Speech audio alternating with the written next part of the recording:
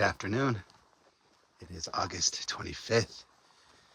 Just finished lunch at the Big Lake Youth Camp. They are some good people there. The staff, the camp, very kind, very loving, very generous. It has been raining all day. I decided to go ahead and leave as I did not see rain further in the forecast today, but this weather is very unpredictable, so we'll see what happens. I am heading southbound into the Mount Washington wilderness. There's Mount Washington behind me. I mean, not behind me, ahead of me, but actually I'm going to be going on its west side, south, going southbound into a sea of rock.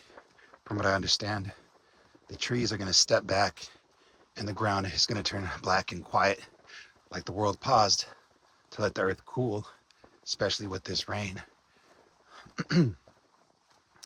I won't have to worry about ash drifting in and out of my socks.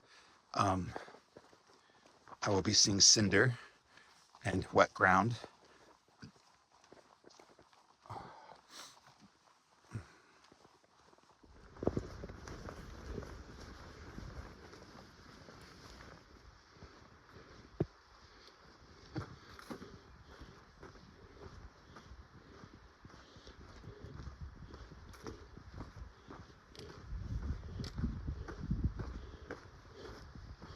Hello, Mount Washington.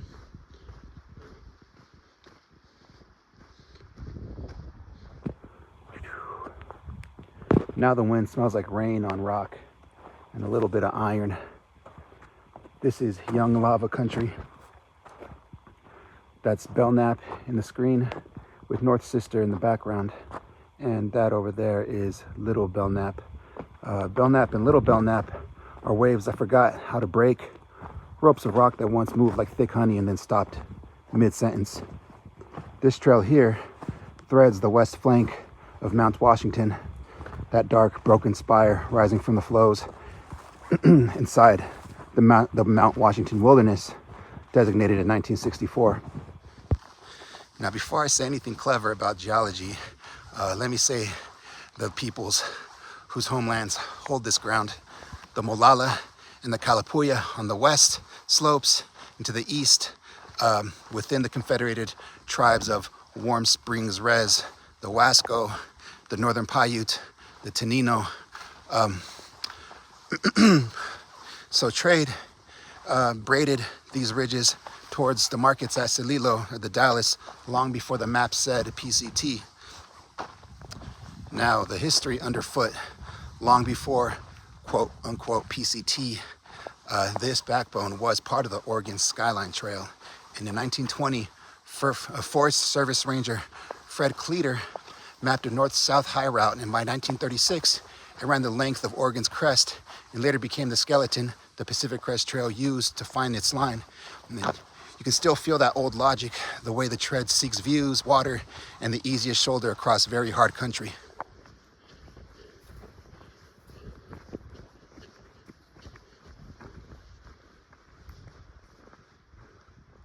And there you can see the Middle Sister in white.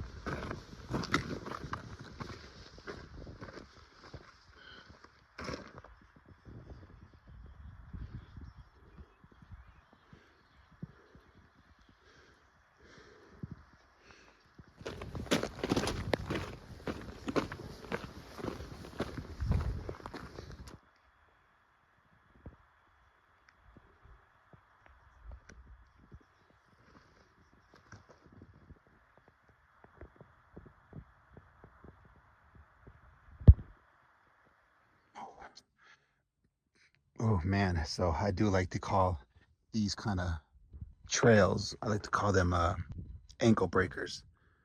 But the difference between these and the ones north of Snoqualmie is that in Snoqualmie you slip off each tiny and big rock, and they roll around, and your ankles actually roll much easier. Here, at least the lava rocks have like, I hate to say like I hate to put it this way. Well, yeah, the pumice is okay. Yeah, the pumice is like a grip, and the rocks grip each other and they grip your shoe, so they don't roll as much as they do in Snoqualmie, north of Snoqualmie. So I'm having a tough time with the zero drop shoes because I can feel every rock. But other than that, my ankles are doing well, but my feet, something different. I wish I had those, what are those called? The Ultra Olympuses. I heard those are the good ones with the padding, but too little too late. All right, well, I think this is beautiful. Look at the colors against the black and the dark clouds and Mount Washington in the background.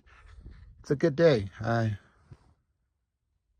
I was struggling a little bit because I run really hot, and so when I throw on my rain jacket, it just keeps all the heat in, and I actually sweat more inside my rain jacket and end up being wetter um, with the rain jacket on than I would if I had left it off. So yeah, so that's why I'm constantly stopping to take off my rain jacket to dry out once it stops raining. Anyway, yeah. Ugh. So I wait until I get cold, and then I throw my rain jacket back on, and then I continue on. So snack time.